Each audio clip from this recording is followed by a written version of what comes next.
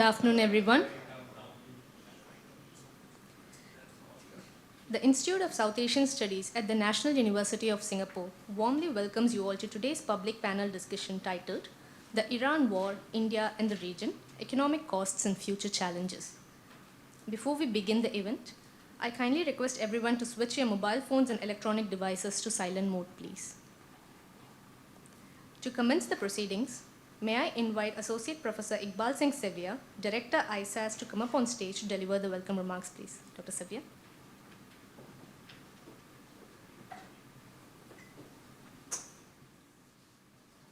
Thank you, Divya.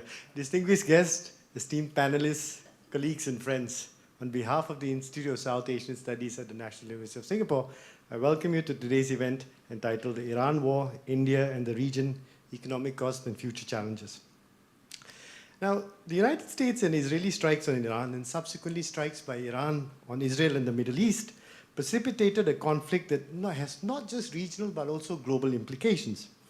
The conflict came to South Asia's doorstep when an Indian naval ship was sunk near the coast of Sri Lanka in the Indian Ocean.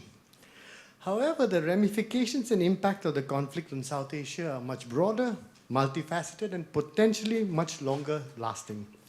Notably, the blockade of the Strait of Hormuz has disrupted supply chains and affected the flow of goods, flow of goods, raw materials, and sources of energy.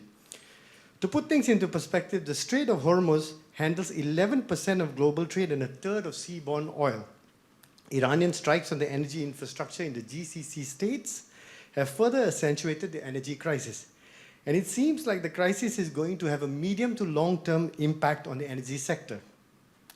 South Asian states have been impacted by the volatile oil prices and a shortage of gas. This is clear and important implications, yet the impact threatens to be even broader. Several South Asian states have a large working population in the Gulf. Thus, the current crisis has implications on remittances. The ongoing conflict also threatens food security. Around a third of global trade in urea, which is essential for the production of fertilizers, passes through the Strait of Hormuz. Given that states in South Asia are heading into the Kharif or summer sowing season, the shortage of fertilizers can be a fundamentally serious issue for agricultural growth, and this will have trickle-down effects on various other sectors of the economy.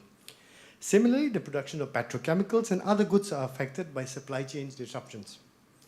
Now, it is also important to know the broader context in which the Iran war is taking place. At one level, current disruptions are following a series of supply chain upheavals that were precipitated by the COVID crisis, but also accentuated by the Ukraine war. This has led to a series of questions over the need to friendshore and diversify supply chains. Now, with the Iran war, these questions have come back with a vengeance. Secondly, there is the question of shifting geopolitical patterns. Geopolitics is back, and we can't predict which way it's going to go. The global order is evolving fast, and there is a threat of greater geopolitical conflict. This has led governments to make strategic choices that range from how far to push for energy security, to attempting to diversify supply chains and deciding whether to invest in large-scale connectivity projects. In addition to this, states have to grapple with choices that relate to how much they're going to invest in the defense sector. All of this, as you can figure, have great economic cost. Given that we are in Singapore, it is worth noting that the blockade of the Strait of Hormuz has also given rise to questions over potential impact on another potential impact of geopolitical tensions on another choke point which is much closer to home, and that's the Strait of Malacca. So I suspect a lot of the questions and issues we'll be dealing with today have resonance for much beyond the conflict itself. In sum, there is much for us to ponder about, debate about, and discuss. And I'm sure you will have a number of questions. But let me just throw out maybe 4 broad questions that the panelists can engage with, or you could ignore them as well, and I'll come back with them later maybe. But firstly, are we entering a phase where resilience systematically outweighs efficiency in economic decision-making? And what does that mean for growth trajectories? Secondly, how can industries, particularly in logistics, manufacturing, and energy-intensive sectors, adapt to sustained volatility rather than temporary shocks? Now, the third question that came to my mind was, what role can regional and multilateral institutions play in mitigating fragmentation and supporting economic stability? And lastly, how should policymakers think about long-term planning in a world where uncertainty itself has become a structural feature? Now, we are fortunate today to have with us a distinguished and diverse panel bringing perspectives from industry, finance, policy research, and multilateral engagements. Their insights will help us move beyond immediate reactions to consider the deeper transformations underway. And with that, I thank you all for joining us. And like all of you, I'm looking forward to the discussions that will unfold. Thank you so much.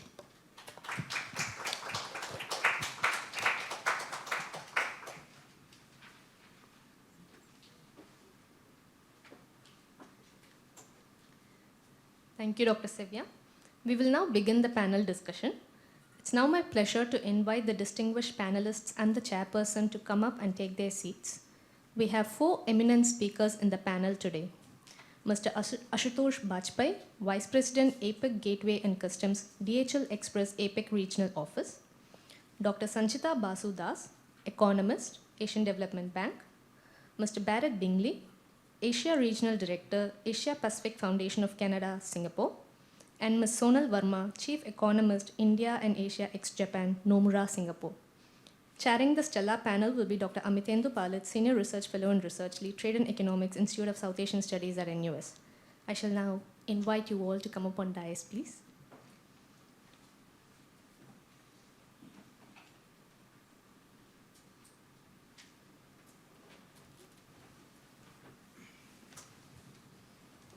I shall now hand over the proceedings to the chair.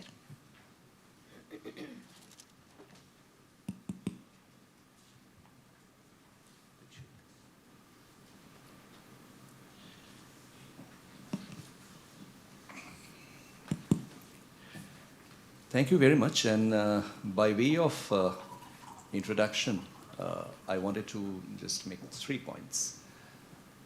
First, I want to thank all of you for being here today. It's a pretty hot and difficult summer afternoon, threatening to rain, and not the most convenient of circumstances, but nonetheless, thank you very much for sparing your time. The second point that I wanted to make is that I recall almost exactly a year ago, we had convened a similar panel discussion. The subject was US tariffs and their impact on Asia and India, which seems to have been a completely forgotten subject right now. Nobody's talking about US tariffs. We didn't at that time think that this year, about a year later, we will be speaking on a completely different subject. I'm cynically hoping that the next year we don't speak on another completely different subject again, which equally injurious impacts.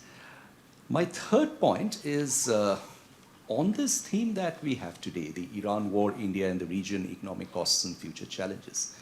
Honestly, I think the less said about this, the better, because a lot has already been said without much being made by way of the way forward, what lies ahead or something like that.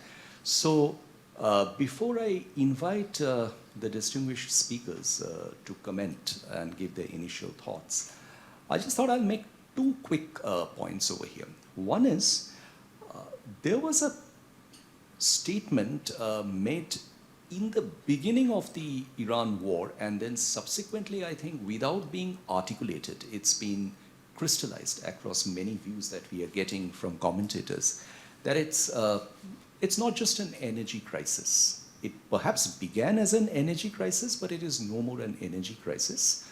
It's graduated into a full-fledged industrial crisis for the world. And by way of shocks or by way of implications, by way of repercussions that will last, the best case scenario, the most optimal scenario is that everything stops by way of hostilities right as we speak. But even if that happens, what has happened over the last 45 days roughly is going to linger with the world for a very long period of time in terms of immediate impacts and in terms of medium to long-term impacts. The second point that I would try to make over here before I invite the panelists is we deliberately, in the subject that we framed for the discussion, we deliberately have described it as India and the region. The reason being that we don't see any point in discussing about India exclusively from the region in this story, because what is going to happen to the region will have some impact on India, and what is going to happen to India by way of one of the largest economies of the region is also going to have an impact on the region, especially the rest of Asia, Southeast Asia, and South Asia. So this is a deliberate framing, and you will see the various speakers in their comments and the discussion, stick to that framing as we go forward. There's a little bit of a surprise in the sense that we are not going to follow this particular order as has been printed on the papers that you see in front of you. So we are going to turn this around. I'll start by inviting Dr. Sanchita Basudas, economist, Asian Development Bank with Economic Research Department, to first give her initial thoughts. Sanchita is going to take us through a broad outlook of what has been prepared by the Asian Development Bank and her own research in this respect, so that we see how grim are the numbers to start off with, and then we can take it forward to even grimmer and other, serious scenarios. So over to you, Sanchita. I'll just sort of, by way of housekeeping, 5 minutes. After 5 minutes, you might see me gesticulating. Don't take it as a rude gesture. It's just to let you know that your time is over for the time being. You'll need to use this one, I think. So I if can you are more speak comfortable from, with it. I'm fine with this. Good afternoon, everyone. And thank you, Amitendo and colleagues in ISAS for inviting me for this discussion. It's indeed very timely. And as I heard in the opening by Dr. Iqbal and now Amitendo, we are really facing one crisis after the other. And sometimes the two characteristics of the crisis we saw in, say, during COVID and the current ongoing one, they start with one kind of crisis and soon we say it's transforming to another kind of crisis. As Amitendo said, it's no longer energy, it's going into industry, transport. So what does it mean for the greater economy and for the people? And the second, what do we tell our policy makers that what they should do in the times when change and the crisis are kind of a regular phenomena? So what kind of policy making and what is resilience in this scenario? So these are the couple of things I think we will learn in this panel discussion today. But let me start with my job that's given to me to share some numbers from the latest Asian Development Outlook. So ADB has just come up with its economic forecast numbers for the next couple of years.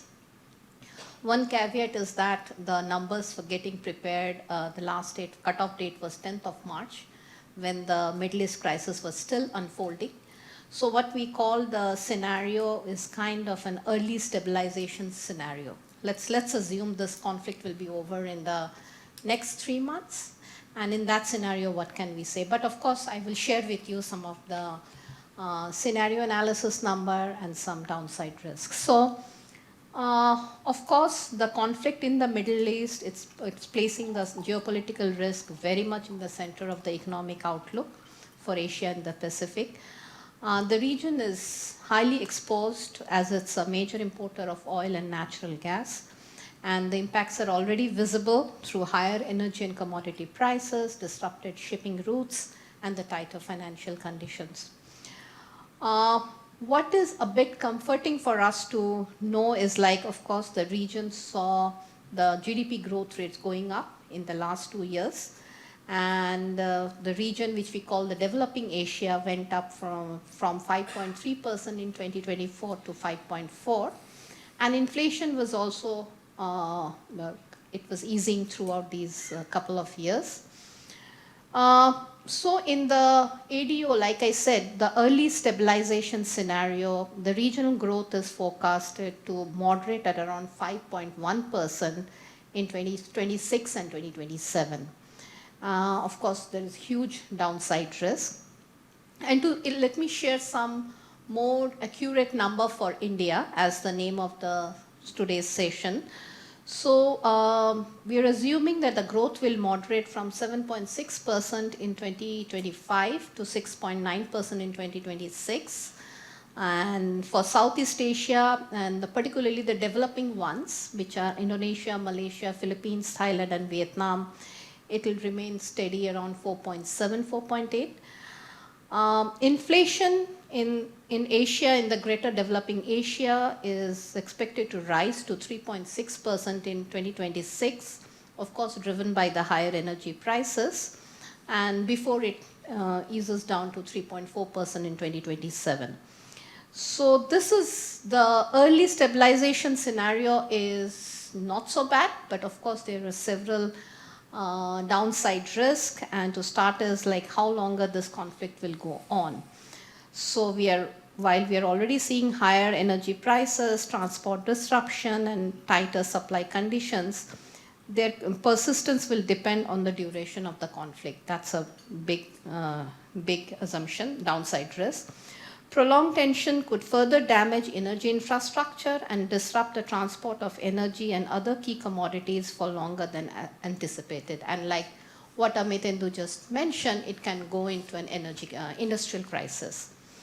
And of course, we have gone like the crisis from the last years, which is the trade conflict, the global tariff environment, that's there in the background. It's not over. So we are in the midst of, at least if I name these three. So in the ADB Outlook report, we have also done some scenario analysis to understand how far we can go down. So in one, we assume that the oil prices remain around the March levels, the average, which is around 105 per barrel, through Q2 2026. And the another one is it's more protracted and the oil price remains around 130 per barrel, and it's for the longer duration. So what we observed that the scenario with a more persistent effect would result in cumulative growth losses of up to 0.7 percentage points for developing Asia over the next 2 years, 2026, 2027, and the inflation could go up to 1.2 percentage points. Of course, there is a difference for the sub-regional variations. And we also did an extreme, like let's assume this will go on for the next 1 year. And in that case, and for the oil price, that's assumed to be, say, $155 for the first 6 months and another $140 for the second half of 2026.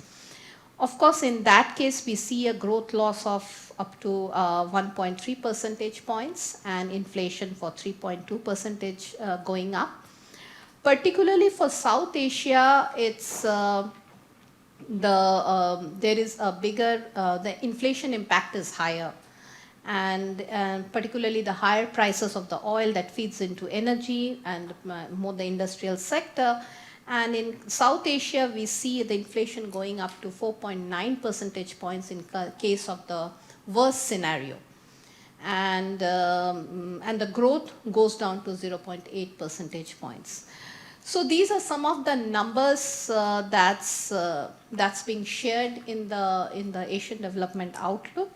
Let me stop here. I will share more information during the discussion later. Thank you, Amitandu. Thank you so much, Sanchita. In fact, I wanted to just really congratulate you for bringing these multiple scenarios together, because I think this is another issue which is beginning to impact a lot of calculations, especially investor calculations, because the character of the conflict is one, and the character of the ceasefire or the zero conflict scenario is equally fragile whenever that happens, in whichever way that happens. So it's impossible to actually think about what kind of an outcome awaits. And I think this is especially critical for some economies which are not just struggling to access energy, at competitive rates and prices, but also for, economies which are at the same time wanting to bring in adequate amounts of investment, especially from the private sector, and economies which are beginning to now turn very deep into their fiscal capacities for supporting some of those. And India clearly is one of those, Sonal. So over to you, Sonal, to enlighten us a little bit more on India and other Asian economies. Thank you. Thanks. Yeah. Thanks, Amitindu, and very good afternoon, everyone. Let me actually make 5 broad-based opening remarks, and then we can deep dive into specific countries and issues. Number one is to understand the nature of the shock that countries are facing. This is sort of a hybrid of the COVID shock, where you had volume disruption, and the 2022 Russia-Ukraine war, which was a price disruption. So it is a hybrid of the 2 shocks that most countries are facing today, some more of one than the other, but the nature of the shock is different across Asia. Second, Asia is at the epicenter of this energy crisis. Most countries here, as you know, are net energy importers. A lot of this energy comes via the Strait of Hormuz. So countries here are at the epicenter of the energy shock. But it's also important to understand that the impact of this energy shock, even within Asia, is extremely divergent. Not all countries are equal. The starting positions in countries are very different. A lot of the developed countries in Asia have sufficient buffers on oil, for instance. Some countries have adequate fiscal buffers, others don't. Some countries have growth offsets in place, for instance, the electronics and the tech cycle, which is supporting growth across countries. So, what this shock is therefore doing is going to impact a lot of the emerging or the developing Asian economies a lot more than the advanced countries in Asia, because the developing countries, whether it's Thailand, Philippines, India, they have limited fiscal buffers, have lower, reserves on oil. So the impact of this crisis is actually very differentiated even within Asia. The third point, which I think has become very clear because we are now already in week 8 of this crisis, is that fiscal policy is the first line of defense for most countries, including India. And fiscal policy is taking the form of, various forms, whether it's subsidies, tax cuts, etc. But it is basically helping to some extent, cushion consumers from this energy shock. Now, the longer the shock lasts, the more difficult it will be for the governments to actually continue to buffer and support consumers, because the cost burden is increasing quite substantially. So the non-linear effects from the Iran war on economies will increase if the shock persists, because governments will not be in a position to continue to protect consumers. And this is also important because a lot of countries are entering this crisis with much weaker fiscal position, which is different to when the pandemic hit. Countries had much better fiscal positions. Today, fiscal deficit is much higher. The public debt as a share of GDP is much higher than when countries actually entered the pandemic. So the shock is actually leaving countries in a worse off position on the fiscal front, which has, its own set of consequences in terms of medium term. Where do you want to invest? Do you have the fiscal resources to invest or not? Fourth, governments, in terms of policy strategy, the focus here and now is how do I resolve the problem? But clearly there's a medium-term, planning underway with respect to energy security, whether it's how do I diversify my sources of imports rather than putting all my eggs in the one Middle East basket? How do I increase the share of renewables and nuclear energy in my energy mix? So lots of these medium-term, policy strategy, which are ongoing across countries. And finally, I think we need to also think about the not immediate, but more second-order effects that this crisis is going to have. Energy security lies at the heart of industrial competitiveness across countries. For instance, China and US are both, US, for instance, given the energy surplus it has, is currently benefiting from lower gas prices, vis-a-vis, let's say, Europe. China, where a lot of its power is actually driven by coal, is able to keep its manufacturing a lot more competitive compared to countries which are more dependent on running their factories on gas, for instance. So industrial competitiveness itself is getting impacted. There's the question of how does this impact the AI investments that countries want to do? How do you support the energy that data centers require? What is the strategy around that? How much more do you need to invest in your defense going forward, given the uncertainty and geopolitical risk is the new normal now? So there are a lot of these second-order effects, which I think will also become important as things move forward. Thank you, Sonal. Those were excellent points, and I'm really glad you left it off at this question of industrial competitiveness and how energy prices are impacting this as far as Asian economies are concerned. In fact, this is a point on which we have spoken a lot about what's going on within Asia, what is the energy sourcing patterns of various countries, what kind of sources they are exploring. We haven't, in the variety of conversations that we have had, at least I personally haven't come across much of the perceptions from the rest of the world, in the sense that we have a very big section of the global economy, including G7 economies, economies which are also in that part of the world which is relatively unaffected, I would say, from what is happening now. Those includes, economies which are on the Pacific side of the world. So one of them probably could be an economy like Canada, which in recent years has expanded its engagement with Asia very deeply. So Barrett, if you could just give us, a clearer reflection on the energy crisis per se, as to how it is being looked at from that side of the world, and then probably subsequently we can come back to a more Canada-specific understanding of the story. Over to you. Great. Thank you for having me.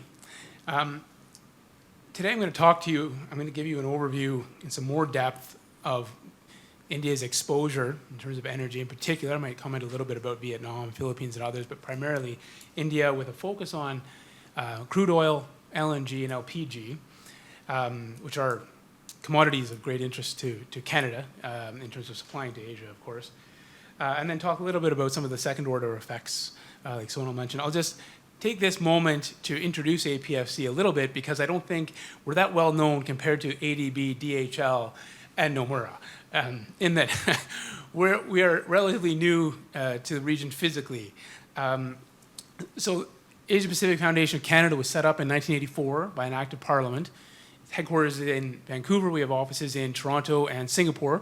The office here, we're coming up to the 1-year anniversary of our soft opening that we did on May 1st last year.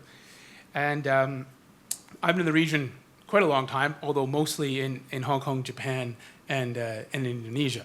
And so living here for the first time for a year. Now, to differentiate, we are not the Asia Foundation. Right? That's the Americans and the Australians. We're the Canadian side, just so we're clear on that. And let me jump into the topic at hand here right away. So why are we calling this an energy crisis for India and for the region? So the Strait, as I'm sure those of you who have been following this, right? You keep hearing this kind of 33 kilometers wide at its narrowest type thing. This is from about here to Changi Airport, and just a tremendous number of, or amount of commodities is going through there. And in terms of oil, India imports about 85% of its crude oil requirement. Of those, approximately half is coming from Iraq, Saudi Arabia, UAE, especially Iraqi Basra Heavy. The Indian refineries particularly like that blend. And India is generally pretty well set up to sort of deal with the complexity of sourcing from a multiplicity of places. The Reliance Jamnagar refinery has what they call a Nelson Complexity Index of 21.1. It's actually the most complex refinery in the world and the largest refinery. And it's tested and run over 200 different blends. So in one sense, in terms of resilience, that's good. They can source oil from all over. This is quite different, say, from Japan, who can't. Actually, Japan's refineries are not very complex at all. They're less so even than South Korea's and China's. So they actually they're more restricted in the types of oils that they can take. But India does have extreme kind of geographic risk. And you could see that when they had to negotiate a waiver with the Americans to be allowed to take Russian oil that was already on the water. That waiver has already expired. And then India was trying to negotiate directly with the Iranians, which seemed to be going well up until, 36 hours ago when 2 of their ships were fired on. So the risk level is extremely high. And looking at LNG, India is, in fact, even more exposed here. Approximately 60% of India's LNG is passing through the Strait of Hormuz. Qatar supplies the vast majority of this. UAE, ADNOC supplies some. So this is about, India is importing about 24 million metric tons. I'm putting this in metric tons because that's the way that Canada thinks about its export capacity. So to imagine what does that mean? You think of a standard cargo, right? Like the big, you see them here offshore sometimes, right? The big 3 golf balls on the ship. It's about 70,000 tons of LNG. And what that means is that's about 370 cargoes per year normally, right? So about 1 a day.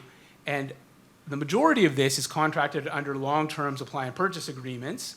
And with Qatar, that's Petronet, LNG, and GAIL who are running those, and those contracts are meant to run until the 2040s.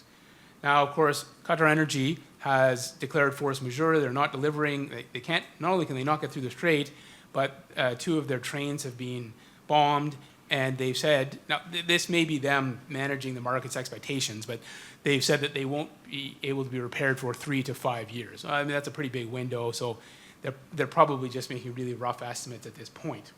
So India is importing about 110 cargoes on the spot market. That number I have is from 2024. But if you extrapolate that forward, that means they're really exposed.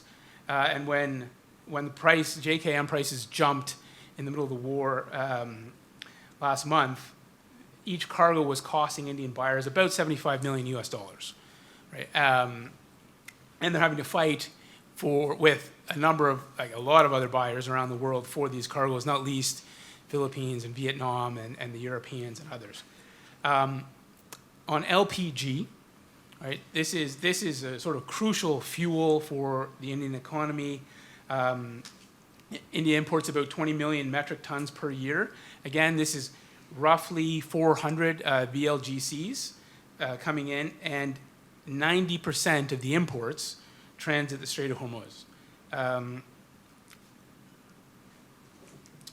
India uses this for industrial, commercial, and household requirements.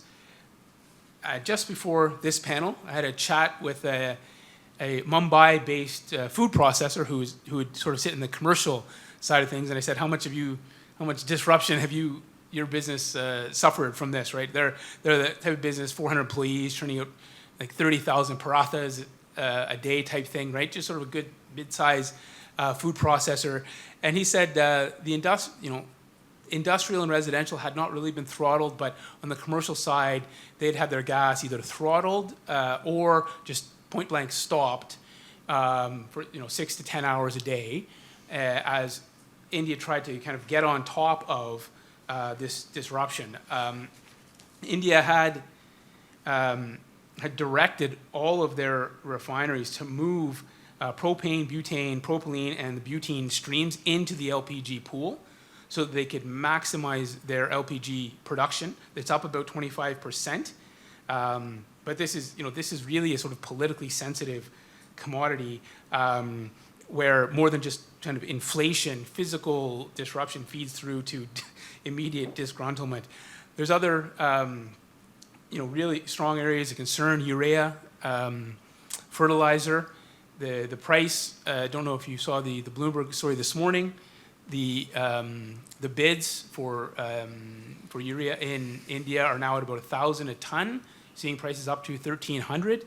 That's up from around kind of 480, 490 a ton pre-war, right? So you're getting immediate massive inflation at the agricultural level and possibly a real supply disruption. So that is the sort of the state of energy on the Indian side at the moment. I think it's a contrast with what we're seeing with China, right? China, not being subject to democratic pressures, has very clearly diversified their energy sources, and they've built backups in a massive way. I've only seen a few people talking about this, but they have an enormous coal to liquids capacity that actually sits mostly idle a lot of the time and is there for exactly these types of exigencies, where they're able to bring this online and reduce their immediate liquids imports, but even as they've built up an enormous oil reservoir. And of course, they've diversified out. They're the world's biggest renewables builder. They have huge nuclear. So I think one of the biggest questions for India going forward, particularly if this crisis continues and worsens, is going to be the degree to which, getting to your question about resilience, India as a state, responding to its voters' desires, is able to preference energy resilience and physical supply diversification with maybe not so politically contested suppliers as Russia and the Middle East. And are they able to privilege that over efficiency and growth and being able to reinvest capital, right? Because what China has done has come at a massive inefficiency cost, and they're able to do it because they're basically enforced political repression and financial repression on their people who don't get a vote in this. But we'll see to what degree there is political appetite in India to build further resilience, because the other options, coal, you have the challenges around pollution and climate change. This is sitting in the back of everyone's mind at the moment, right? You said last year we were all talking about tariffs. The year before that we were all talking about climate change.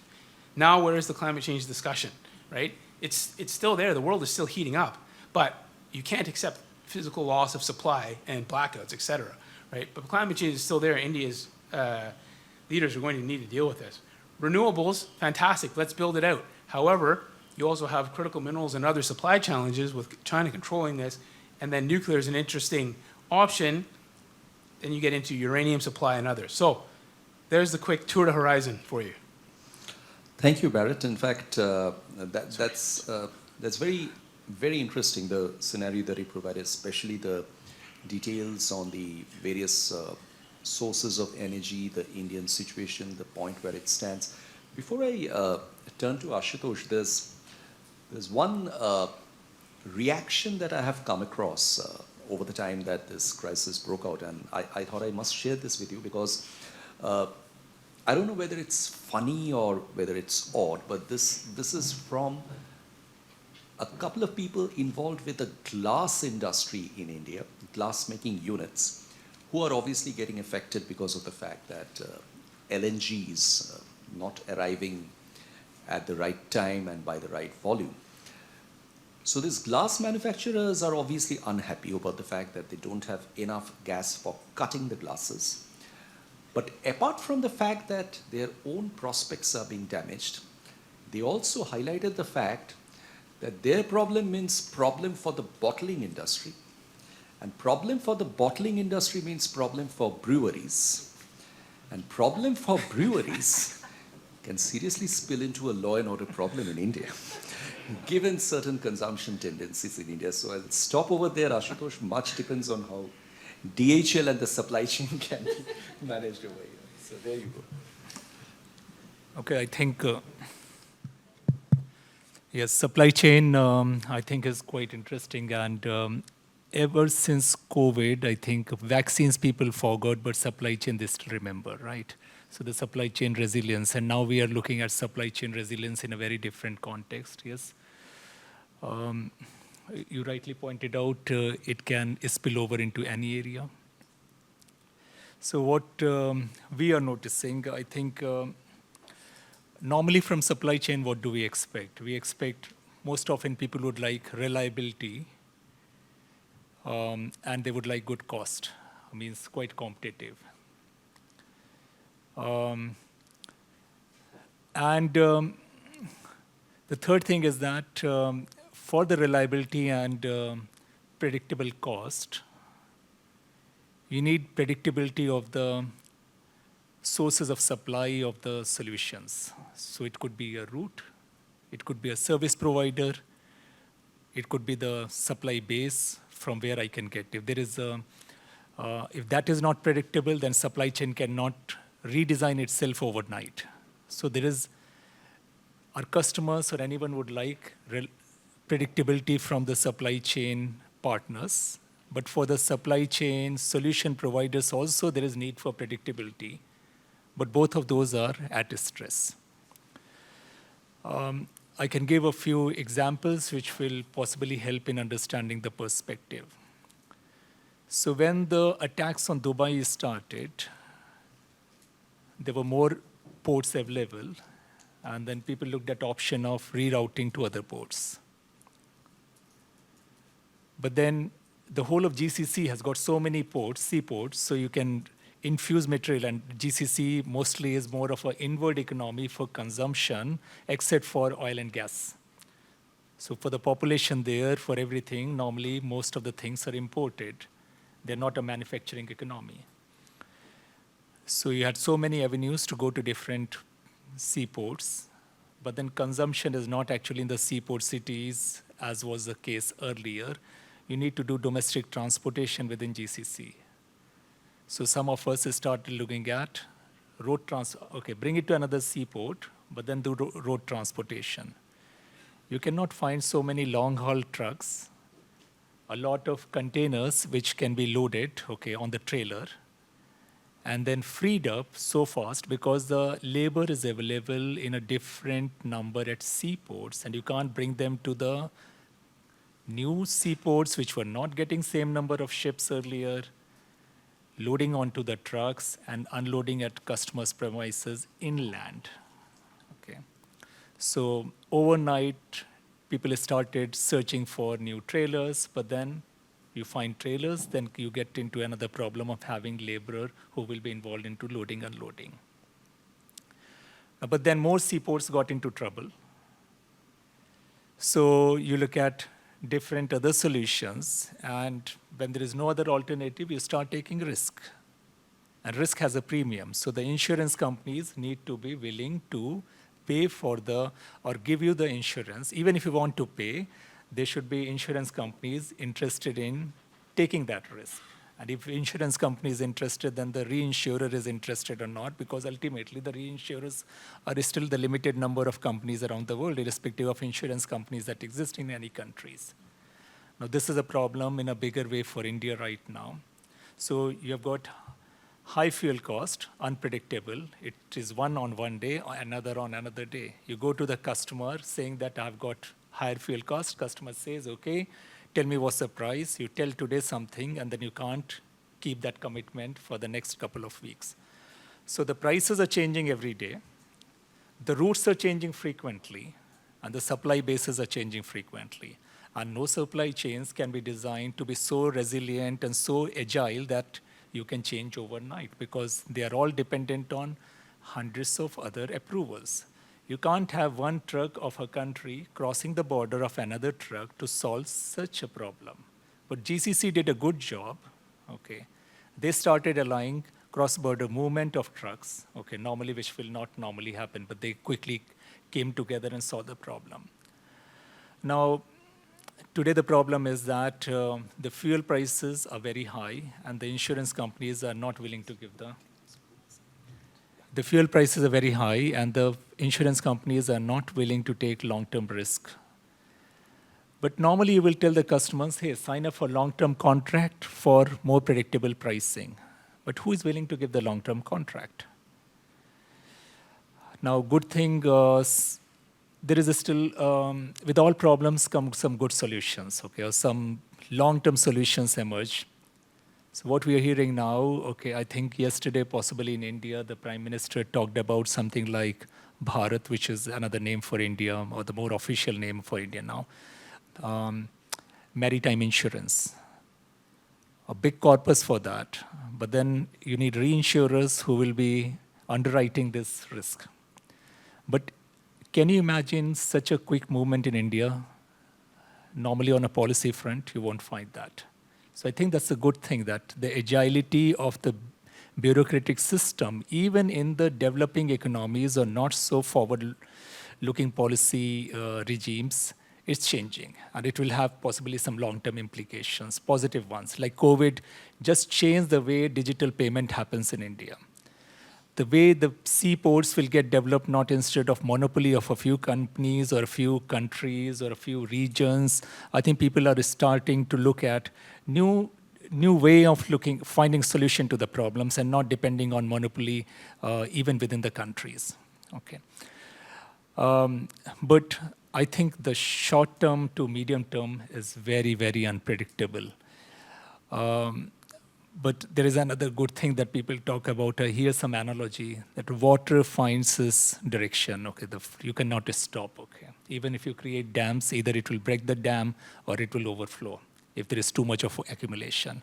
I think the supply chains similarly finds a solution. Okay, so it may be unpredictable, but we'll have some solutions. The only problem is that it brings about a lot of structural changes.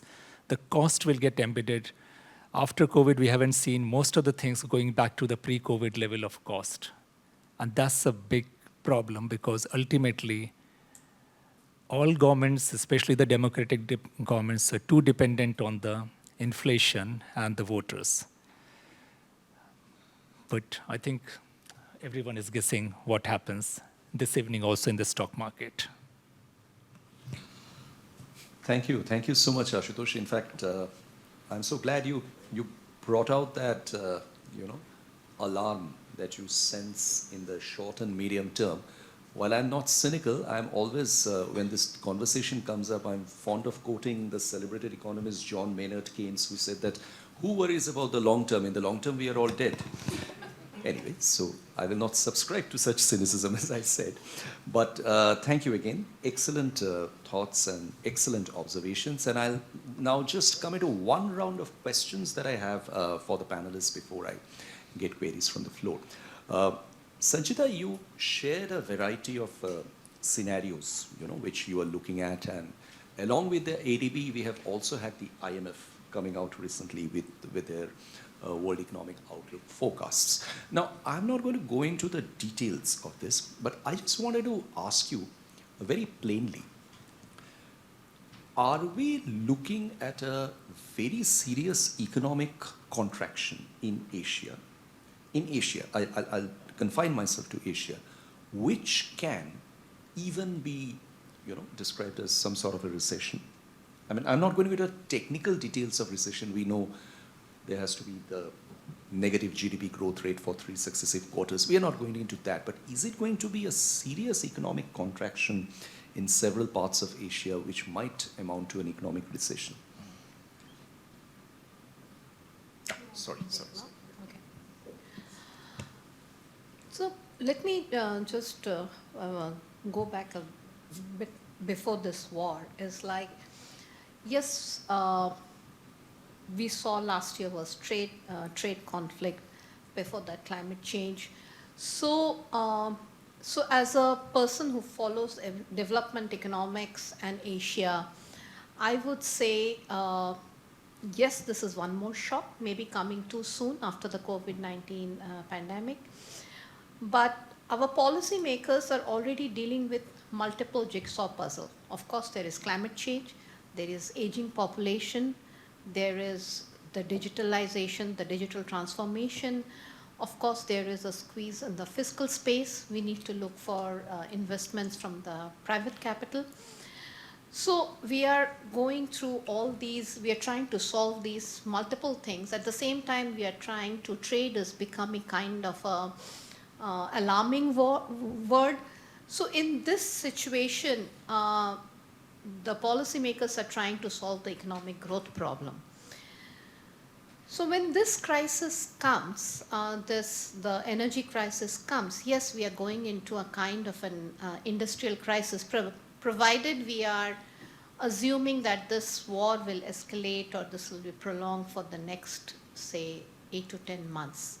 Like I shared when I was telling you about the scenarios, we were not actually thinking of 1 year kind of a scenario. So last scenario, the extreme scenario, was kind of a request by some countries. So that tells you countries are worried about the long-term scenario. They are worried that their growth may go down further and it can turn into an industrial crisis. So, and like we're just hearing that it's just not an energy crisis, it's a food crisis also, particularly coming from the fertilizer sector. And how are we going to deal with it? And also, what the other thing is this, that I think I would like to share is also the issue of the air cargo transport. If we have the airspace blocked in the Middle East and the jet fuel prices are going, this part of Asia is also looking at the AI investment.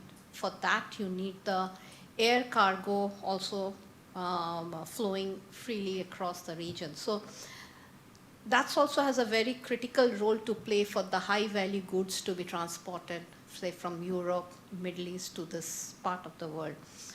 So these things are adding pressure on the economies, particularly when the economies were already feeling pressure from, say, climate change, aging population, digitalization, and the other factors already present. They were already thinking about these issues.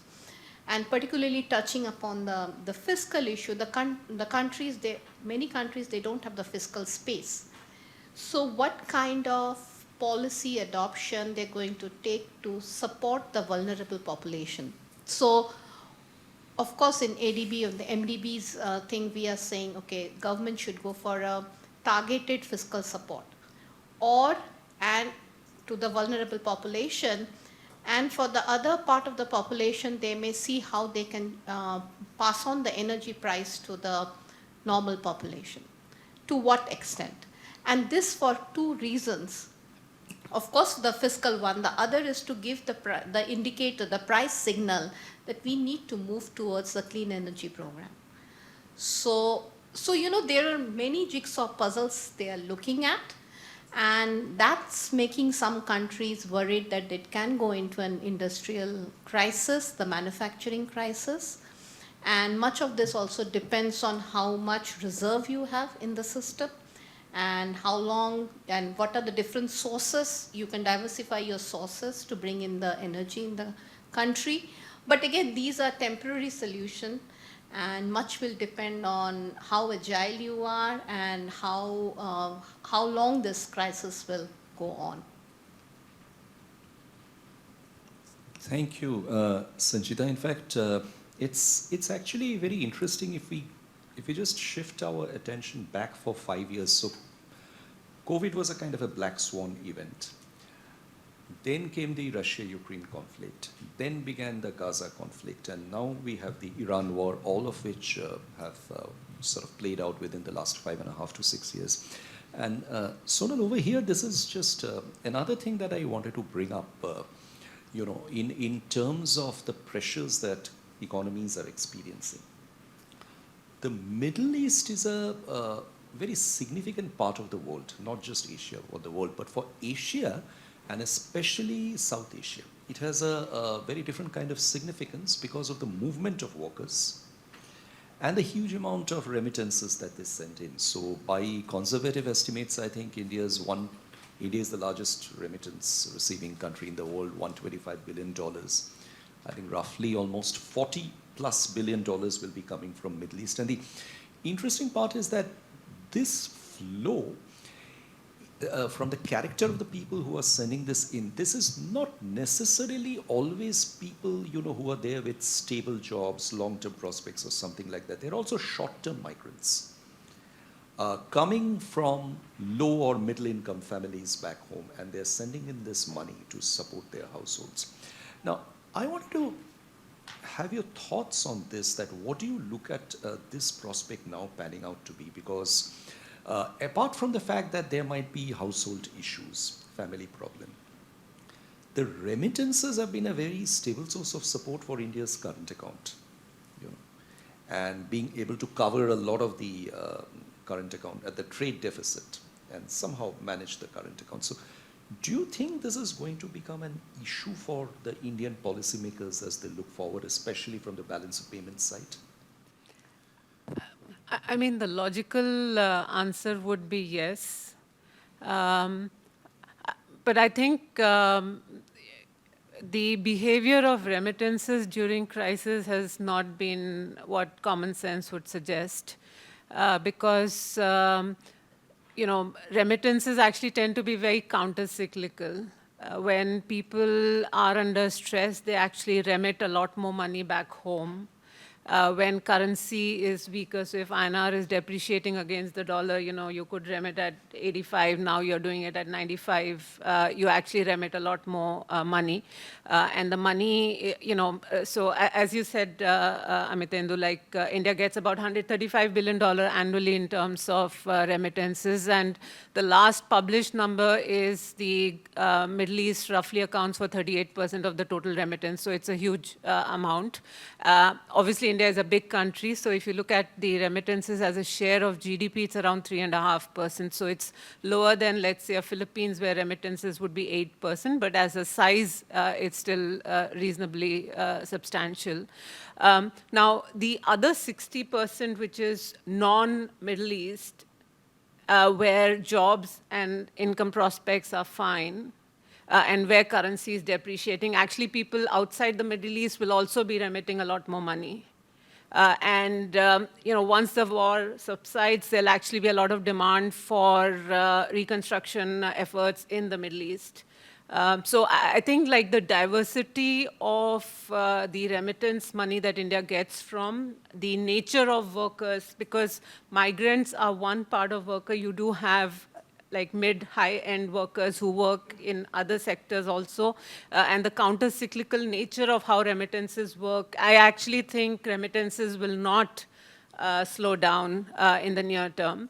But it would have medium-term implications. So the perception of Gulf and Middle East as safe haven and as safe countries to work in, that perception is now getting questioned. And therefore, when workers decide on where they want to move to or not, I think that's when the impact comes through. So I think the impact shows up more in the medium term rather than in the near term. Thank you. That's really a very, very interesting perspective, and perhaps we can discuss that more as we go forward. Barrett, again to come to the question of economies which are a little further away geographically from the hotspot, if we can describe it that way.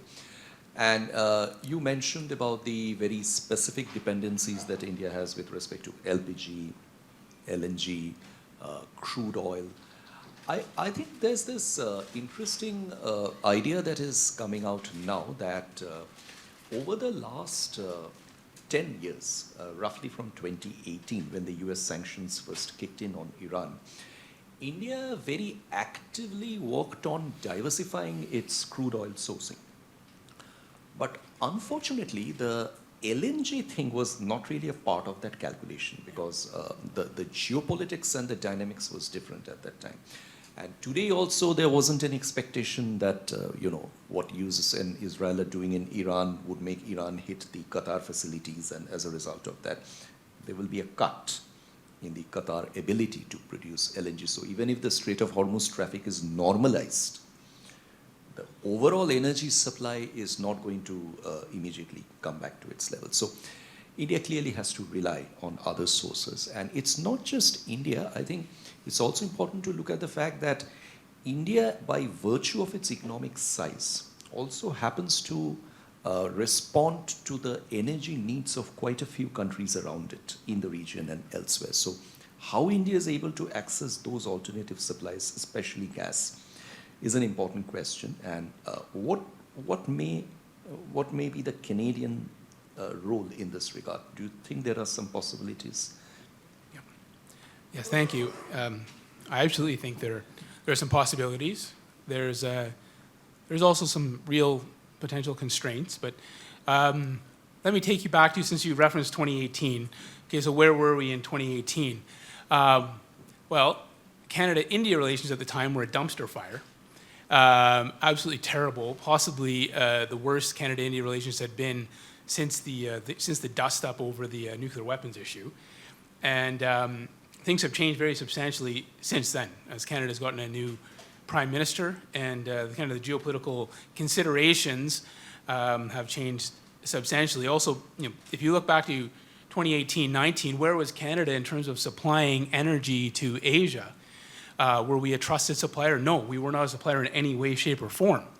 The government had done actually very little to move Canadian energy resources to Asia. Although they were being built, stuff was coming online. So what started to change was about 6 years ago.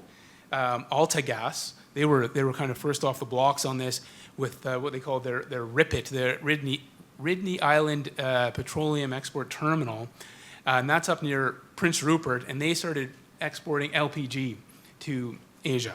And then that's grown quite substantially. For those of you who might not know, where is Prince Rupert? Think of Vancouver.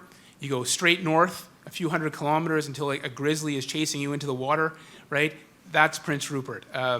There's basically a port, a small town, and a lot of pipelines there, right? That's what it exists to do. And that's grown, and that's going to probably go up to about almost 250,000 barrels a day, kind of export capacity. Then, just really, there wasn't that much movement until this past year. Right in spring of last year, Trans Mountain Pipeline, they brought their big expansion online at the same time as the Trump administration put a tariff on oil from Canada into the US, which is madness. And Canada was able to export up to 890,000 barrels a day on the Trans Mountain Pipeline, going out of Westridge Terminal near Vancouver, and that was going, and is still going primarily to China, South Korea. Others are taking some cargoes to sort of test Canadian blends, and then on I think it was right on June 30th, LNG Canada 1 shipped its first LNG cargo into Asia, and that's a project that's long been in the works. It actually started with Petronas. Shell came in, though. Shell's a 40% owner. Mitsubishi, Korean Gas, and I think CNPC in China own between 5 and 15% each. There is no Indian or other Southeast Asian non-Petronas investment in that. But this has all come to a head, and so as of kind of 2025, Canada started to become a significant exporter with plans to do a lot more. So what are the opportunities? The opportunities on the oil side, there is there is a highly contested discussion in Canada at the moment about putting another heavy oil pipeline through to Prince Rupert, where Canada could start to load VLCCs. Because right now, the Trans Mountain Pipeline, where Westridge is, they can only load Aframax, right? Which are really kind of mid-size, okay? VLCCs, that's industry standard. This is what it would take to get oil to the Indian refineries in an economic way. Until we can do that, India, except in the most extreme scenarios, is really not a normal destination for Canadian oil. But if a pipeline is built and the VLCCs can get in, India is a great destination because of the Jamnagar refinery, which can definitely take those blends, right? So there's an opportunity there for India to diversify its supply. On LNG, LNG Canada 2 is on the books for potential final investment near the end of this year, although not all of the offtake has been claimed yet. That's another, so LNG Canada 1 is 14 million tons per annum. LNG Canada 2 would be another 14 million tons per annum. And then there's Kissy Lissim's, which is 12 targeted 12 million tons per annum owned by Western LNG and 5% by Total. The offtake of that has not at all been contracted. That puts Canada with Cedar and Wood Fibre, which is owned by a Singaporean company, RGE, up above 40 million tons per annum. And when I first spoke, I noted India imports about 26 million tons per annum. So you can see these start to become, very significant volumes to be contracted. And on the LPG side, there already is a discussion about Canada supplying India, but there's a structural consideration. India currently takes LPG that's 50% propane, 50% butane coming out of the Middle East. That's what all of India's specs are, and that's what, frankly, most of South Asia's specs are at. And US and Canadian LPGs coming out at 80% propane, 20% butane. So there'll be a need for a mixing. And this is where you get to the point of higher cost, resilience over efficiency, potentially growth, although you don't grow if you don't have energy, right? The other kind of big government-to-government thing to watch is the Canada-India Strategic Energy Partnership that was signed when Prime Minister Carney was in India on March 2nd, just as the war was breaking out.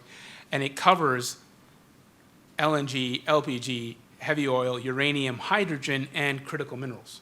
This is the most, so we've gone from a dumpster fire of relations to the most ambitious essential supplies kind of energy partnership MOU that Canada has ever signed with anyone in Asia. And this is part of the Closer Economic Partnership Agreement negotiations that are proceeding, hopefully to be finished at the end of this year. I think it's probably too ambitious. That would double trade, right? So there's a lot of potential there, but there's still constraints, some of which are political in Canada, some of which are technical. Thank you. Very, very informative, Barrett. In fact, thank you for sharing those details. I think there will be a large amount of food for thought to munch on those. Ashutosh, there's one thing I just wanted to pick up with you when we look at this crisis now from a short to medium term perspective. I think as people who move goods and shippers and everybody across the world are toying with this possibility that this particular Strait of Hormuz becomes functional as soon as possible. But even if it becomes functional, over the last 4 to 5 years, we have seen that other shipping routes also, for example, the Red Sea route, gets impacted by certain exogenous disturbances. And the Middle East now has become an exceptionally volatile place. Now, assuming that the Strait of Hormuz continues to get affected by various kinds of political disturbances, you have a Black Sea disturbance due to Russia, Ukraine, you have a Red Sea disturbance because of the Houthis. What option do the shipping lines have? What are the routes that they can take for bringing good from Asia to Europe and back and forth? And what might it mean for the costs of exporters and traders? I think the maritime routes are very limited. There are not too many which helps. Like with Hormuz closure, it looks like 4% of the global shipping trade is idle, which means there are ships loaded with cargo but are not able to move. Now, normally on ship, you will carry relatively low price item, unit cost wise, high volume, relatively low price compared to what you will carry by air, which is faster, and you will pay a premium for speed. Now the speed is lost because they're just standing there. So what happens, it's not just shipping cost alone, but there is inventory holding cost, the money blocked into the inventory, and these are huge, very large ships carrying very large volume of shipments. Now, so in normal course, you would not like to take a longer route and pay the transportation cost, higher transportation cost. But if frequently this happens, what does the shipping lines do, or anyone in the transportation industry? It's not just shipping line, but any carrier. will keep adding the surcharges. There are different type of surcharges. For fuel, you will have bunker adjustment factor of BAF, as you will find in the shipping lines quotations.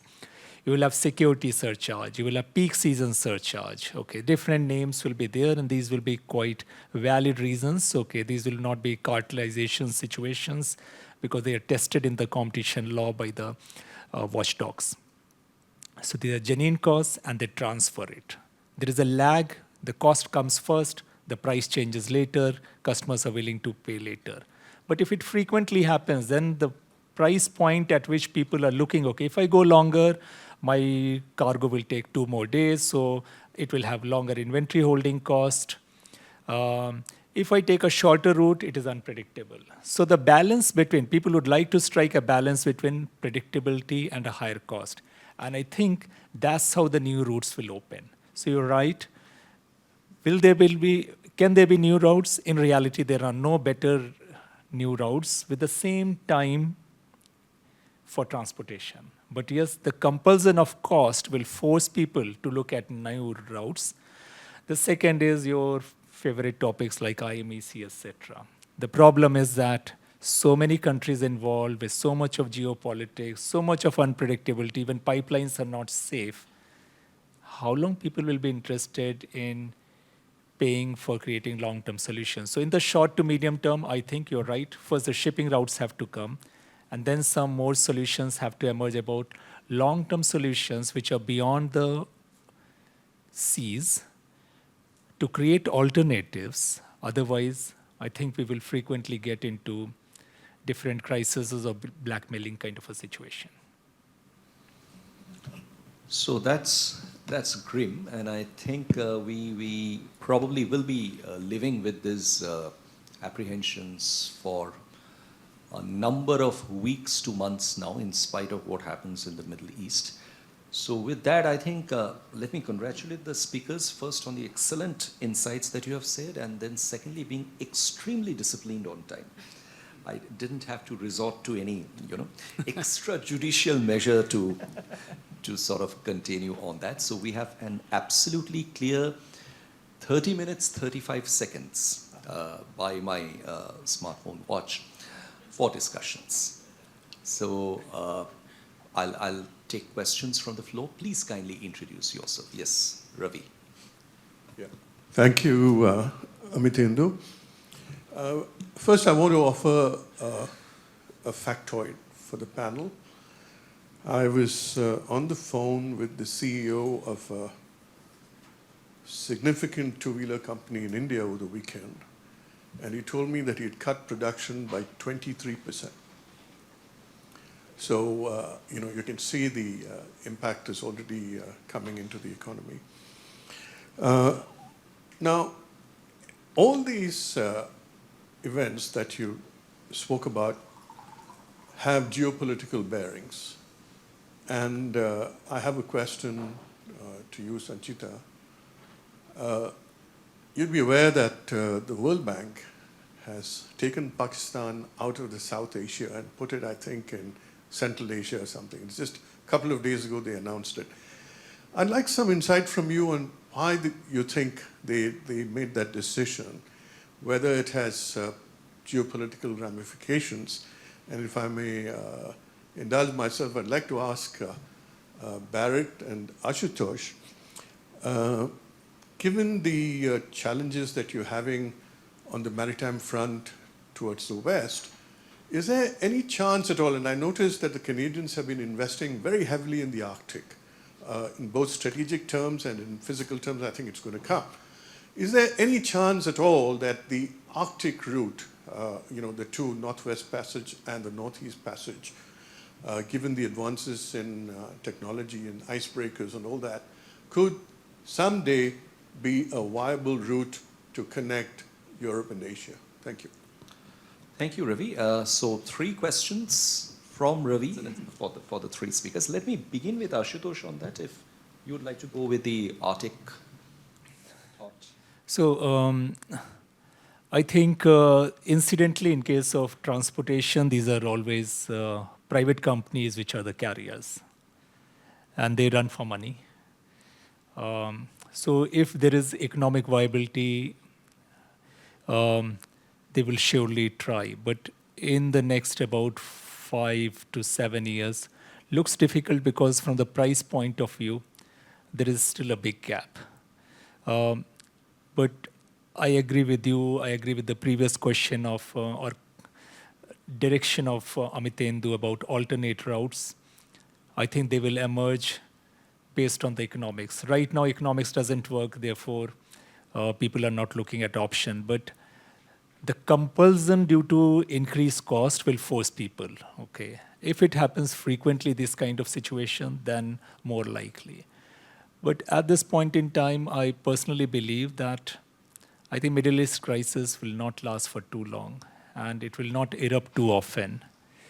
I think we are in very unique situations. So many crises have emerged in the last 2 years. There is a reason apparently for that, and I think after another 2 years, we won't have the similar reasons. Well, Ashutosh, that augurs well for conditions in the South China Sea. Okay, there you go, Sanjeev. Okay, I have a very quick answer to Ravi's question. Of course, that's a very internal World Bank discussion. But for other MDBs or international organizations, including ADB, Pakistan is part of a Central and West Asia thing. And this is a very much longer, beyond the Middle East crisis thing. So on the other hand, I will say like World Bank has basically aligned itself with the other international organization in the region. So yeah, so that's this answer I can give you. Yeah. Sure, thank you. Thank you. This gives me a chance to also talk about choke points in general. Canada absolutely is investing in the Arctic increasingly, partly because it has both concern and interest that it will become the Arctic shipping routes will become viable due to climate change, partly because we don't want the US to take over those routes and policing those routes.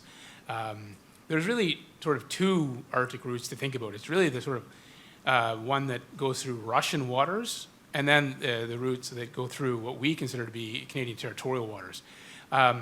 The Russian routes, assisted by the Chinese, have actually been, in a sense, more open. There's been more transits recently. But that being said, the Arctic is still, it is a very difficult operating environment that we can foresee that climate change is going to make that easier. But the idea that it will become a regularized shipping route, I think, is decades and decades away. But I would say on top of the sort of climate change uncertainty, difficulty of operating there, is the fact that it would be another highly contested choke point if you've got, in particular on the Russian side of things, and India and Southeast Asia have to be looking at this. I think in the future you might see more choices being made by countries to select shipping routes that don't go through go through the fewest possible choke points, or if possible, none at all.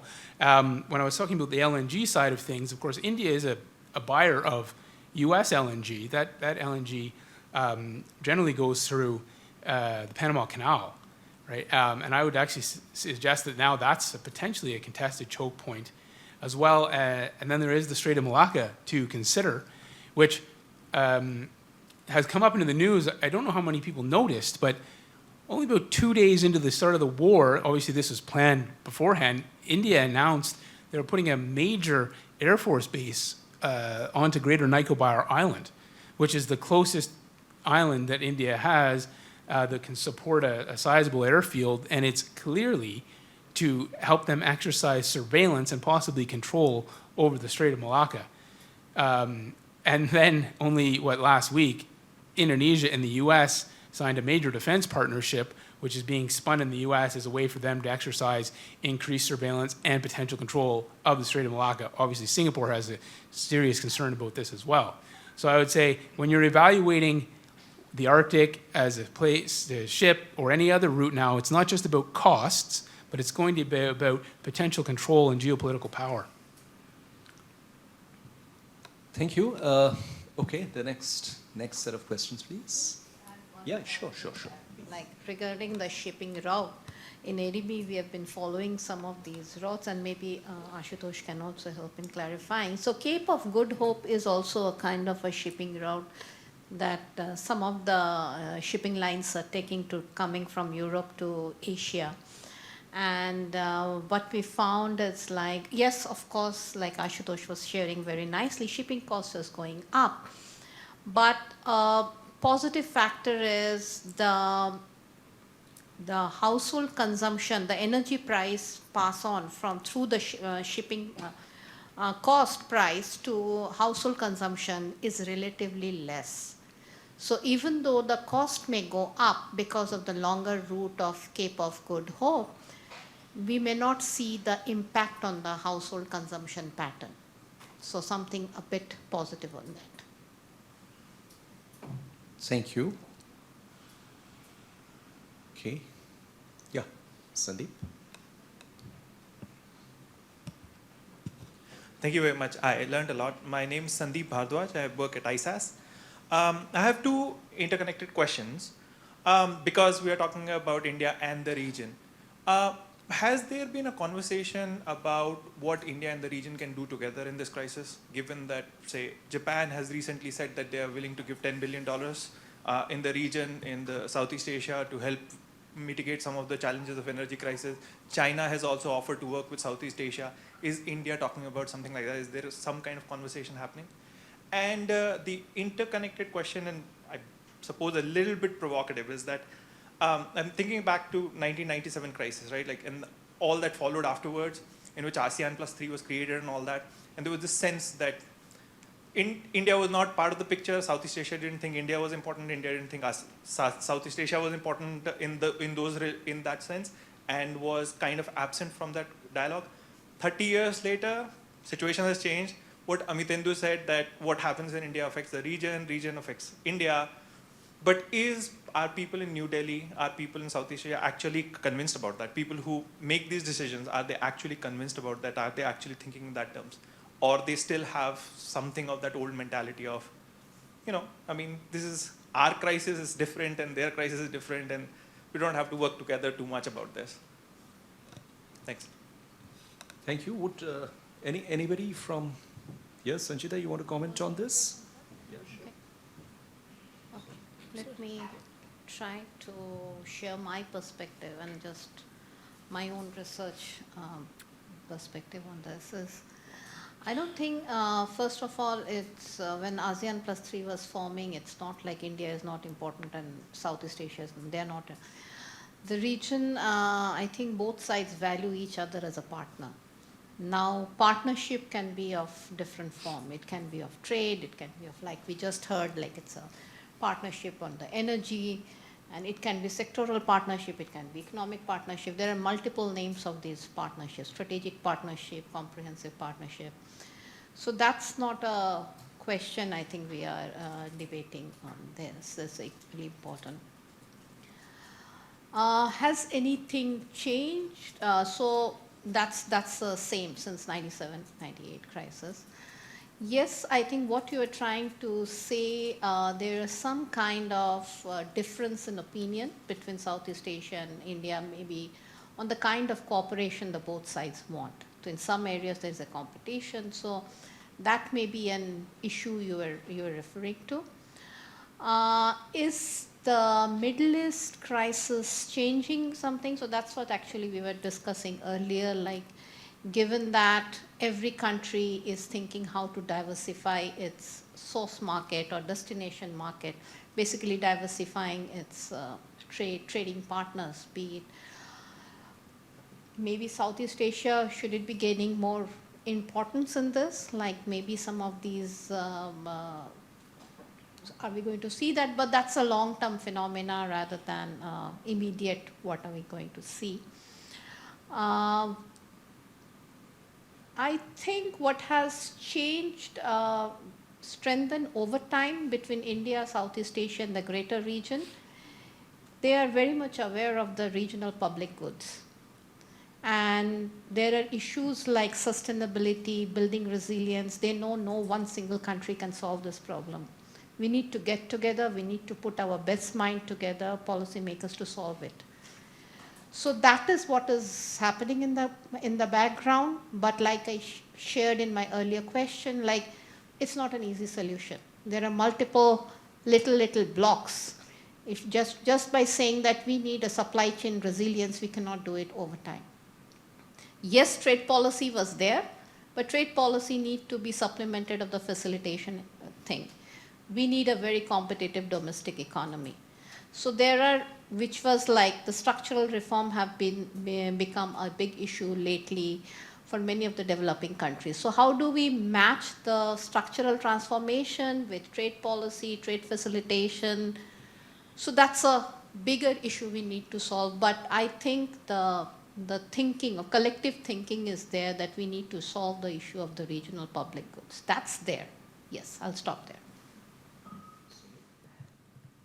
Yeah, so two parts to your question, right? So I think on the first part, which is sort of common sharing of the energy deficit, and a good example of that is Australia, which is seen as a net energy exporter, but is actually a big importer of a lot of petrol and diesel, and that is where they're facing actually shortages right now. So you did have the Australian Prime Minister actually in the region discussing essentially better coordination, I'll supply LNG, you continue to supply petroleum products. So I think the importance of not banning exports during this crisis, because otherwise it exaggerates the negative impact across countries. I think that dialogue is ongoing across Asia. So I think, yes, that is ongoing right now at a leadership to leadership level. Your second, question is quite important. I think like the 1997 crisis leading to the realization that you need buffers, you need to allow more exchange rate flexibility, but you also need to build your FX reserve buffer to deal with the crisis. And, the question is, what does the energy crisis lead to? It is possible that we'll come to a place where there's a realization that you need to create some sort of a strategic petroleum reserve, which has cover not just for crude oil, but also certain petroleum products, and where there is some swap facility that is available for the more deficit countries. So it's possible we'll have something along those lines, just as FX reserve was the sort of fallout of the 97 crisis. This crisis leads to some sort of a energy buffer that eventually gets created. I haven't seen discussions on that right now, but that would seem like the logical next step to discuss. Sonal, Chen? Okay. Thank you. I'm Chen Gang from East Asian Institute. So I've learned a lot from today's discussion.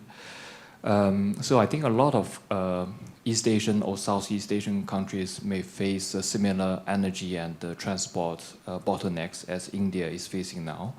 So my question is about, may I ask, which country is most vulnerable from this kind of energy and transport crisis? Or in another way, if this war continues for a very long time, which country may enter into a kind of crisis mode first, or we see a kind of regime changes? So my question is about which country can outlast others in this region, and which country may collapse first if the war or the crisis continues. Thank you. Thank you, Chen. If the panelists don't mind, I think to use a T20 cricket terminology, we are into the last part of the power play now. So what I would do is I just change the rules of the game. Let me take two more questions. Said, you wanted to ask a question, right? And then you, sir, finally. So we'll take three and come back to the panelists for the response. Hi, my name is Said. I also work at ISAS. Another interest that India has in the West Asian region is transport and connectivity. And important projects such as Chabahar and the IMEC corridor that was proposed a few years ago, those are investments to some degree India has in those. So I was just wondering, there were reports of how India may be silently pulling out of the Chabahar project and not making any future commitments. And the IMEC project also involves a lot of the countries which are now engaged in the conflict in West Asia. So I was wondering if there is some kind of rethinking and some kind of deterrence around these projects in the short run, in the long run, how those will play out. Thank you. Yes, please.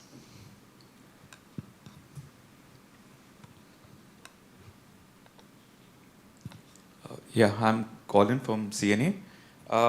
My question is about the labor, in India.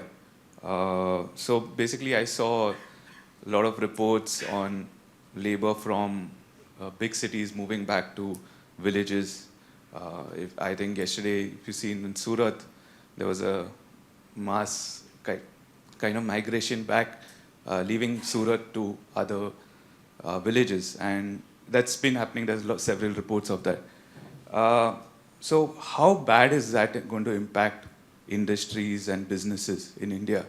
I feel like the government hasn't spoken much about this, but it seems to be it brings back images from COVID, when there was a lot of labor migrants kind of leaving and going back to villages because of LPG shortages and a lot of other issues. Yeah, and what should India be doing in this? And do we expect a sort of hike in fuel post this state elections, kind of cycle this month? Thank you. So 3 questions we have had, and let me, in that case, first look at the question of, which country is most vulnerable that Chen pointed out if this energy crisis really builds up into. Sanjita, you guys have some energy vulnerability index or something on your side? Yeah, sorry. So so we have created some kind of understand what's the vulnerability assessment across the developing member countries, and we took a 3-prong approach to that. So we took the initial condition of the balance of payment vulnerabilities, looking at the current account balance as a percentage of GDP, and BOP vulnerability, country-specific factors, including your energy sourcing structure, then the transmission channels. So looking at these multiple channels and multiple factors, like we see one of the high exposure countries are like Maldives in South Asia. In this region, we have Cambodia, Laos, Philippines, Bangladesh. So these countries could be a bit more affected in the short run. And so because of their greater exposure to the energy prices and other factors in the macroeconomic. Thank you. Barrett, you want to add something to that? I will. One of the more interesting kind of charts that's been going around on energy Twitter has shown like the high level of vulnerability of Singapore, because the index has been looking at where it imports from, and the fact that Singapore, unlike other parts of the region, is 95% dependent on LNG, right? But I just want to disabuse anyone of that, because actually Singapore, compared to larger population countries, just uses a lot less energy. It only needs to get its hands on, for domestic needs, a relatively small number of LNG cargoes to make it. Now, could you have seizing up of refineries where they're worried they're going to go below a 60% capacity usage, because basically refineries largely are either at 60% or above, or they're at 0, shut down, right? That might happen. You've seen a couple of companies already declare force majeure, but in terms of like Singapore as a country, as a society, it's actually not that exposed, because it's able to, it will almost always win a bidding war in the swap market, right? So instead, I agree with Sanjita, it's unfortunately, it's the least developed countries who are most exposed on this. And I think the concerns are particularly high with South Asia in this respect, because most of the economies in South Asia are actually at their very lower thresholds of fiscal capacity right now in order to support extensive imports and all. Ashutosh, if I could turn to you on this particular question that Saeed asked, and I think there's a lot of talk now generally centering around the fact that what role will Iran play moving forward from here, and perhaps the role of Iran in general oil passage across the region might become far more significant. It might even become a price setter if certain conditions are allowed to it. But there's also this bigger question that Iran is a big country, and there are ports like Chabahar which are significant. India has connected to the Chabahar historically. It's also a part of other connectivity projects you mentioned about IMEC, and currently perhaps the prospects not being very strong for it. But where does this leave India as a country as far as options are concerned on the maritime connectivity side? I think you talked about approach towards investment to create an alternative corridor or bilateral or multilateral partnership, right? So I think, firstly, if we look at just current situation, if at all the 2 million per ship passage cost is right, okay, it's a cost, and normally price and cost, okay, there is no cost to it in one way. Okay, so pricing can be dependent on what people are willing to pay versus what someone who is willing to sell is actually offering. So somewhere in between, a trade-off can happen, and looks like between the risk of not carrying the ship versus carrying with the cost, people will be willing to pay something. Will some other groups allow it to happen or not? So the worst case is that, okay, ships are allowed at a premium to cross through, whether you pay to insurance company or you pay to people who are interested in allowing the safe passage. So I think in current situation, people are willing to pay something to get out of that. How long, how much, that's the question. That's a short term. For creating investment, bilateral, multilateral, is something changing? Yes, India did look at their investment in the Iranian port a little differently. Even if you look at the number of people working in Iran, despite having so much of positivity about India, Iran, bilateral trade, whether oil or currency in which they trade, okay, rupee, local currency instead of going through the USD channel. The noise is high, but only 4,000 people, I think, work in Iran right now, whereas so many Indians, millions of Indians, close to about more than 9-10 are actually there in rest of the GCC.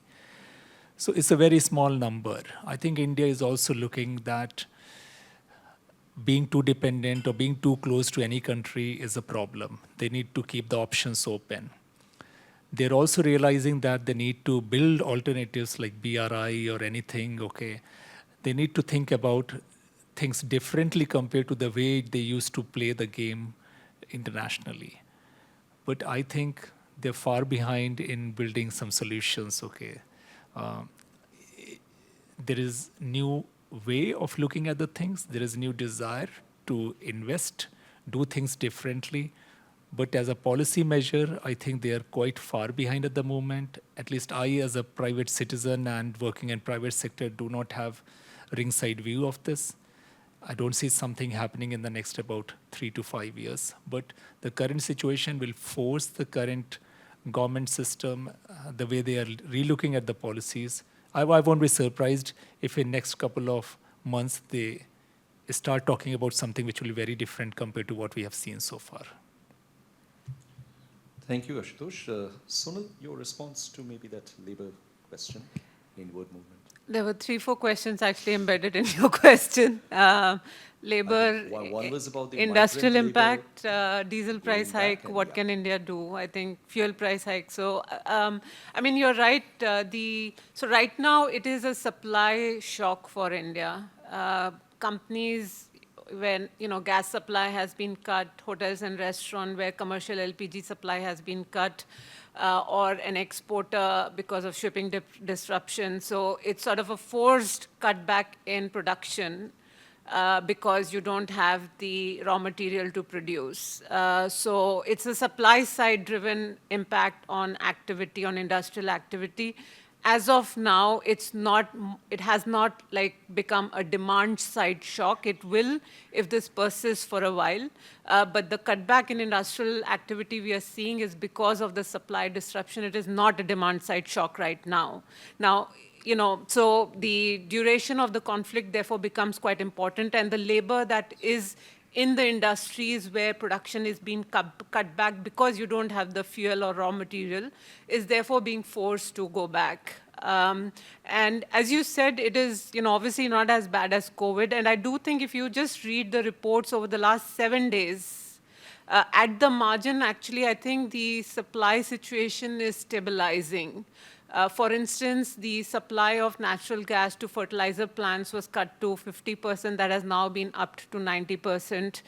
Commercial LPG was cut to 20%, has now been raised to 70%. There was huge panic on LPG cylinder. That panic has subsided because oil marketing companies have actually moved to producing more of the LPG cylinders. So, and India's, when spot prices came down, India actually bought some of these spot purchases at a higher price, but they've secured some of the supply. So the panic situation that was there a month back, actually, because of some demand rationing, some supply rationing, some supply getting enforced, actually there's been some stabilization on supply.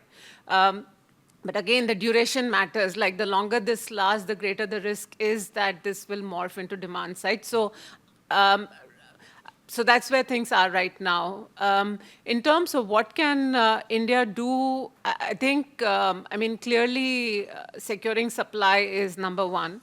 But second, the impact on a lot of the MSMEs is a lot more than on the large companies. And therefore, I think one of the options which is being considered is basically a COVID-style credit guarantee scheme where these MSMEs are given a government-guaranteed credit support so that they can get the cash flow. They are not hurt on their working capital. They pay the workers on their payrolls on time. So some targeted credit support scheme, I think, could be done. On your question on whether fuel prices will go up after the elections, I honestly don't know. Till the elections are over. The important point to remember is that the diesel under-recoveries are substantially more than the under-recoveries on petrol for OMCs and the oil marketing companies. But if you do raise diesel prices, then you're basically opening a Pandora's box. Because then the cost of transportation and everything basically multiplies from there at a time where fertilizer, urea costs are higher. It's likely to be an El Nino year this year, so the impact is both on agriculture as well as on the industrial side. So I think if the view is that this is a short duration conflict and you don't want to create medium-term macro challenges, then it is possible that it will be more of a fiscal impact rather than a fuel hike that leads to an inflation impact. Thank you so much, Sonal. In fact, there's a saying that all good things happen together. Unfortunately, all bad things also seem to be happening together. So there is an Iran conflict, then there is an El Nino, and there is lower than expected monsoon. So I think Asia, India, the region really requires our best wishes going forward.